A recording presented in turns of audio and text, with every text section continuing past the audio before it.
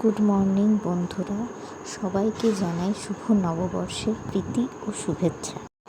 সকাল সকাল স্নান সেরে ঠাকুর পুজো করে নববর্ষের দিনটা শুরু করলাম। এসে দেখি একরাশ ভালোবাসা আমার জন্য অপেক্ষা করছে। কথাই আছে, বাঙালির 12 মাসে 13 পার্বণ। নববর্ষ হচ্ছে তার মধ্যে একটি পার্বণ। তা আজকের দিনে কোনো কিছু ভালো মন্দ রান্না হবে না, তা কী করে হয়? তাই যেমন চিন্তা সেই রকম ভাবনা। শুরু হলো আমার রান্নার প্রস্তুতি। প্রথমে মুগ ডালটাকে একটা শুকনো খোলায় ভেজে নিলাম। তারপর ডালটাকে ভালো করে ধুয়ে নিয়ে প্রেসার কুকারে 4টে সিটি দিয়ে সিদ্ধ করে নিলাম। অন্যদিকে কাজু কিশমিশগুলো আমি ছোট ছোট টুকরো করে কেটে রাখছিলাম। এদিকে সিদ্ধ করে রাখা এঁচোড়টার থেকে ছোট ছোট অংশ বের করে নিয়ে সেটা কোপ্তার আকার দেওয়া হচ্ছে। মেখে রাখা কোফতাগুলো এখন ভাজা হচ্ছে। কোফতা রেডি। আলু পোস্ত আমার রান্না হয়ে গেছে। একে একে করে আমার সমস্ত 5 রকমের ভাজা কমপ্লিট হয়ে গেছে। একদিকে খাসির মাংসটা রান্না হচ্ছে আর অন্যদিকে আমি ভাতটা বসিয়ে দিয়েছি।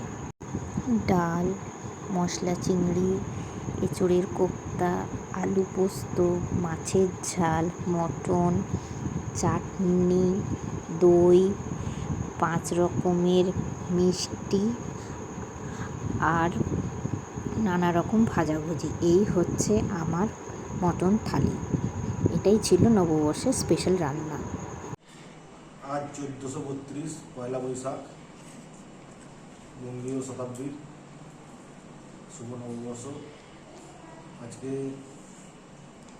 সকল সনাতনী বাঙালিকে জানাই নববর্ষের শ্রদ্ধা, শুভেচ্ছা, অভিনন্দন। বড়দের প্রণাম, ছোটদের ভালোবাসা।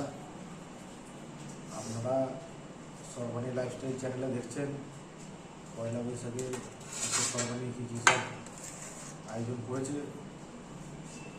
মহাভোজ, যাকে ভুড়ি ভোজ বলে, সর্বাণী সবাইকে নিজের হাতে রান্না করে খাওয়াচ্ছে। এত আয়োজন আপনারা দেখছেন। সন্ধেবেলা আমি আর আমার শাশুড়ি গিয়েছিলাম এখানকার খুব নামকরা কালীবাড়ি, সেখানে পুজো দিতে। এই হচ্ছে আমাদের লাইকা কালী মা। মা খুবই জাগ্রত। এখন মায়ের আরতি চলছে।